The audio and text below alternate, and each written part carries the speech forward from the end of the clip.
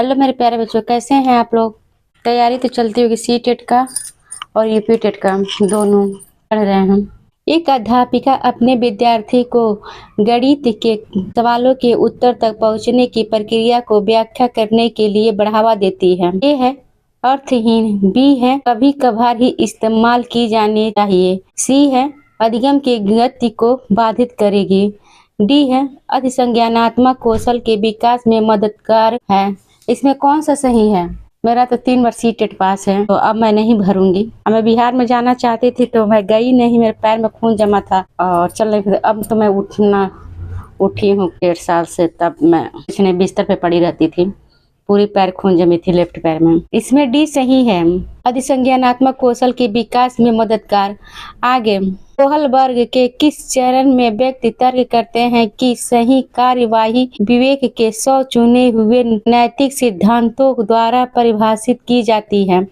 ए है अच्छी लड़की अच्छा लड़का अभिविन्यास, बी है सामाजिक अनुबंधन अभिविन्यास, सी है सामाजिक व्यवस्था बनाने का अभिविन्यास, डी है सार्वभौमिक नैतिक सिद्धांत अभिविन्यास। इसमें कौन सा सही है। दूसरा में भी डी सही है, सार्वभौमिक नैतिक सिद्धांत अभिविन्यास। आगे 3 मैं समझाऊंगी नहीं, मैं जो हाथ से नोट्स बनाई हूँ उसमें बताऊंगी, इसमें मैं बताती नहीं, बस इसमें बहुत लंबा वीडियो बन जाएगी, इसलिए मैं 30 क्वेश्चन डेली देती हूँ, तो लंबा वीडियो बन जाएगा, तो इसीलिए मैं केवल आंसर क्वेश्चन देती हूँ। और मेरा हाथ से बनाया हुआ नोट्स शॉर्ट वीडियो में पड़ा हुआ है, जिसको देखना है वो देख सकते हैं, पहले डेली उसमें पढ़ता रहता है और पहले का भी पढ़ा हुआ है। आगे तीसरा, निम्नलिखित में से कौन सा सूक्ष्म गति कौशल के उपयोग का एक उदाहरण है।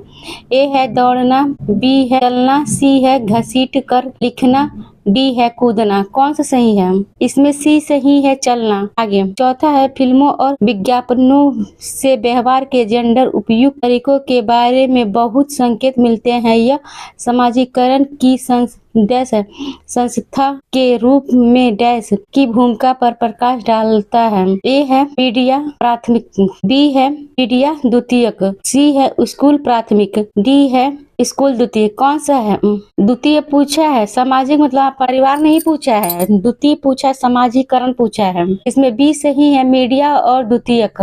आगे, समावेशी शिक्षा किन विद्यार्थियों के लिए अधिगम के उपयुक्त स्तर पर मान रखती है। एक है सृजनात्मक, दूसरा है शालीन, तीसरा है अधिगम विकार, चौथा है मानसिक रूप से चुनौतीपूर्ण। कौन सा सही है।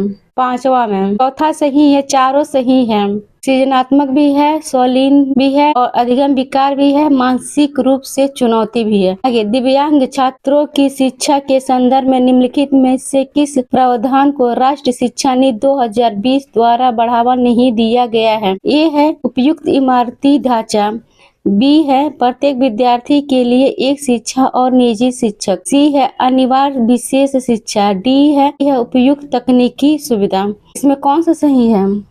इसमें सी सही है, अनिवार्य विशेष शिक्षा। आगे 7वां, इनमें से कौन सा बच्चा मध्य बाल्यावस्था में होगा। ये है एक बच्चा जो सामाजिक भूमिकाओं की नकल कर शुरू कर रहा है काल्पनिक खेल के दौरान, बी है एक बच्चा जिसने नियमों के अर्थ की समझ विकसित कर ली है और तर्क कर सकता है, सी है एक बच्चा जो संभावित कारणों की परिकल्पना कर सकता है और तदन अनुसार जटिल प्रयोगों की योजना बना सकता है, डी है एक बच्चा जो अभी स्थूल कौशल दिखाना शुरू कर रहा है, जैसे कि एक पेंसिल और ऐसी अन्य वस्तुओं को पकड़ना। इसमें कौन सा सही है। 7 में बी सही है, 7 में बी सही है, एक बच्चा जिसने नियमों के अर्थ की समझ विकसित कर ली है और तर्क कर सकता है।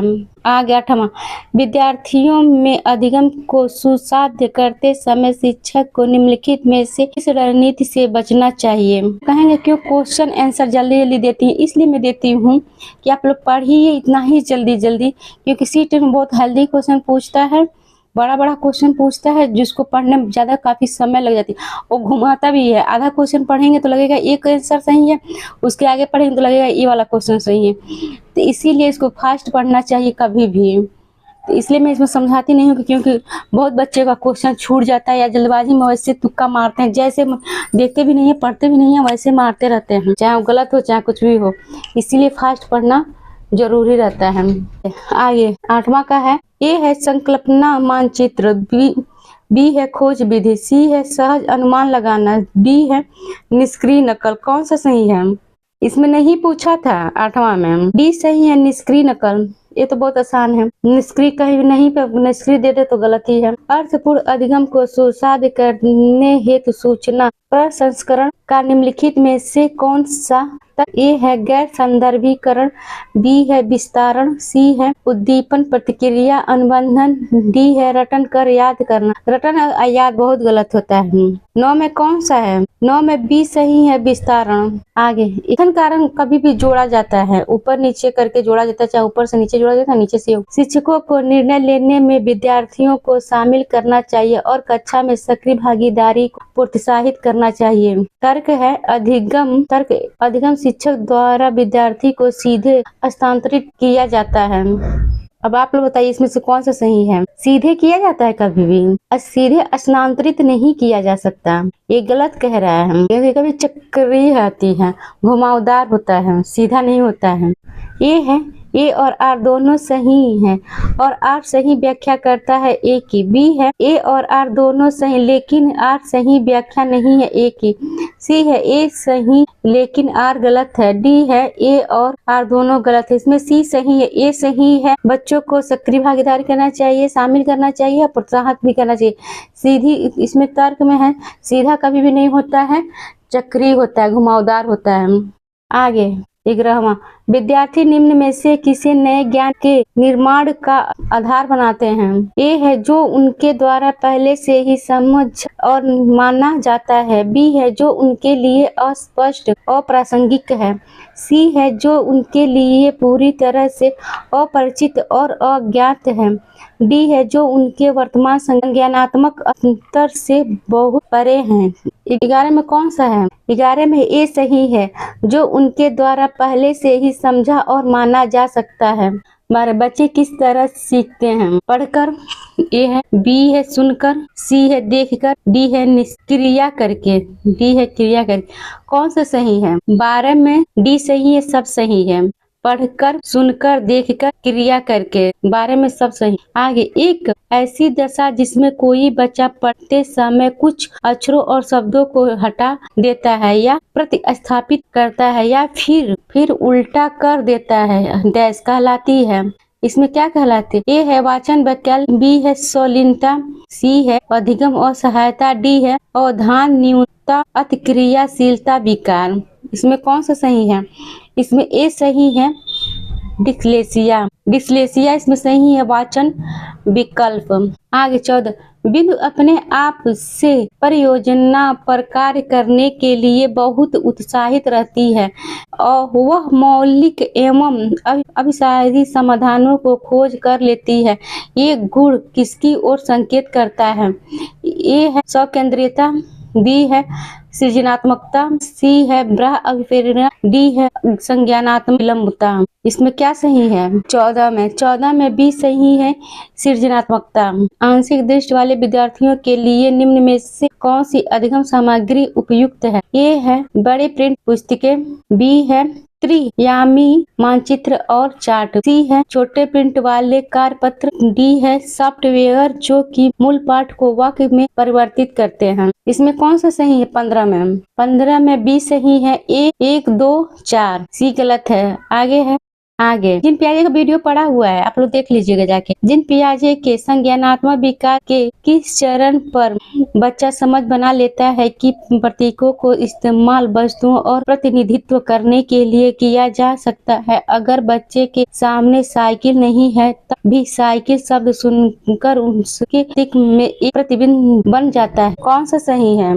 ये है पूर्व परंपरागत अवस्था, बी है पूर्व सक्रियात्मक अवस्था, सी है मूर्त सक्रियात्मक अवस्था, डी है अमूर्त सक्रियात्मक अवस्था। तो बी सही है पूर्व सक्रियात्मक अवस्था। आगे 9 3 अंकों की संख्याओं का जोड़ करने में अकेले संघर्ष करता है, किंतु शिक्षिका की मदद से वो ऐसे करने में सक्षम है। लेवाइगोस्की के सिद्धांत के अनुसार क्या दर्शाता है? ये क्या दर्शाता है? ये है समीपस्थ विकास का क्षेत्र, बी है पुनर्बलन, सी है परिपक्वता, डी है प्रतीकवाद। 17 में ये सही है समीपस्थ विकास का सिद्धांत। आगे 18 लेवाइगोस्की के अनुसार अधिगम क्या है? ए है ज्ञान के निर्माण की प्रक्रिया, बी है ज्ञान प्राप्ति करने की निष्क्रिय प्रक्रिया, सी है अभ्यास दोहराव की प्रक्रिया, डी है उद्दीपन प्रक्रिया के संबंधों की प्रक्रिया। इसमें कौन सा सही है? अभ्यास और दोहराव जहाँ आ जाए गलत है, नहीं पूछता तो सही रहता, नहीं पूछा है, ये सही है ज्ञान के निर्माण की प्रक्रिया। आगे एक प्रगतिशील कक्षा, ये है केवल मुख्य श्रवण को प्राथमिकता देता है, पी है अधिगमकर्ताओं की व्यक्तिगत भिन्नताओं का सम्मान करता है, सी है अंक उन्मुख होता है, अधिगम के व्यवहारवादी सिद्धांतों निर्धारित होता है। इसमें कौन सा है? 19 में बी सही है अधिगमकर्ताओं की व्यक्तिगत भिन्नताओं का सम्मान करता है। 20 लारे कोहलरबर्ग के नैतिक विकास के सिद्धांत के अनुसार सजा टालने के लिए नियमों का पालन करना इस चरण को दर्शाता है। ए है प्रथापूर्व चरण, बी है अमूर्त क्रियात्मक चरण, सी प्रथागढ़ चरण, डी है उत्तर प्रथागढ़ चरण। इसमें कौन सा सही है? इसमें ये सही है प्रथापूर्व चरण। 21 है आसना अच्छा करती है क्योंकि वह दूसरे द्वारा अच्छा देखा जाना चाहती है। वह लारे कोहलरबर्ग के नैतिक विकास के किस चरण में है? ए है पूर्व पारंपरिक, बी है पारंपरिक, सी है उत्तर पारंपरिक, डी अमूर्त सक्रियात्मक। इसमें कौन सा है? बी सही है पारंपरिक। आज प्रगतिशील शिक्षा में ए है सीखने का स्वरूप सामाजिक होता है, बी है पाठ्य पुस्तकें सीखने का एक मात्र होता है, सी है बैठने की व्यवस्था पूरी तरह से तय होती है, डी है पाठ्यचर्या मानकीकृत होती है। 22 में कौन सा सही है? सीखने का सामाजिक होता है।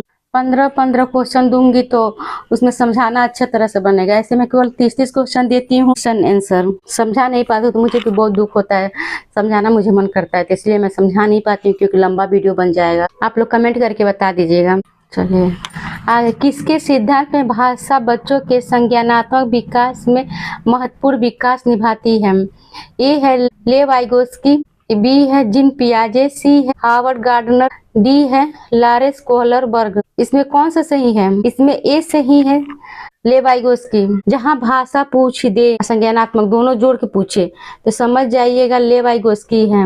वाइगोस्की के अनुसार बच्चे किस प्रकार सीखते हैं? ए है प्रतियोगिताओं के द्वारा, बी है साथियों के साथ बातचीत करके, सी पुरस्कार के लिए प्रयास करके और दंड से बचकर, डी है उद्दीपन प्रक्रिया अनुबंधन करके। 24 में कौन सा सही है? तो बी सही है साथियों के साथ बातचीत करके। आगे है 25वां है किस प्रकार के शिक्षा शास्त्र एक शिक्षिका को अपनी कक्षा में व्यक्तिगत भिन्नताओं का ध्यान रखने में मदद करेगा? ए है मानकीकृत एवं एक समान, बी है पूरी तरह से परीक्षाओं पर केंद्रित, सी है पूरी तरह से पाठ्य पुस्तकों पर केंद्रित, डी संलग्न एवं संदर्भित। 25 में कौन सा सही है? 25 में डी सही, संलग्न एवं संदर्भित। आगे रश्मि अपनी कक्षा में विद्यार्थियों के सीखने की क्षमता को ध्यान में रखकर विभिन्न प्रकार के कार्यकलापों का उपयोग करती है और सहपाठियों द्वारा अधिगम को बढ़ावा देने के लिए समूह भी बनाती है। निम्नलिखित में से कौन सा इसका समर्थन करता है? ये है सिगमंड फ्रायड मनोयौगिक सिद्धांत, बी है लेवाइगोस्की का सामाजिक सांस्कृतिक सिद्धांत, सी है लारे कोहलरबर्ग का नैतिक विकास का सिद्धांत, डी है बी.एन. स्किनर का व्यवहारवादी सिद्धांत। इसमें बी सही लेवाइगोस्की का सामाजिक सांस्कृतिक सिद्धांत। आगे इनमें से कौन सा अध्यापक द्वारा पाठ उदाहरण नहीं है? अनुकरण के लिए कौशलों का प्रदर्शन करना, बी है रटना, सी है इशारे एवं संग, डी है सहपाठियों संग साझा शिक्षक। इसमें कौन सा सही? 27 में 27 में बी सही है। नहीं पूछा है ना, नहीं मतलब गलत है, सब तो सही है, नहीं गलत है, निष्क्रिय है तो रटना गलत है। निम्न में से कौन सी शिक्षा शास्त्रीय पद्धति एक संरचनावादी कक्षा के लिए उपयुक्त नहीं है? ए है बहुआयामी परिप्रेक्ष्यों का प्रोत्साहन, बी है सामूहिक सहयोगिता, सी है वेधन एवं दोहराव, डी है प्रयोगात्मकता। कौन सा सही है 28 में? 28 में सी सही है। नहीं पूछा है ना, वेद और दोहराव गलत होता है। राष्ट्रीय शिक्षा नीति 2020 के अनुसार मूल्यांकन का उद्देश्य क्या है?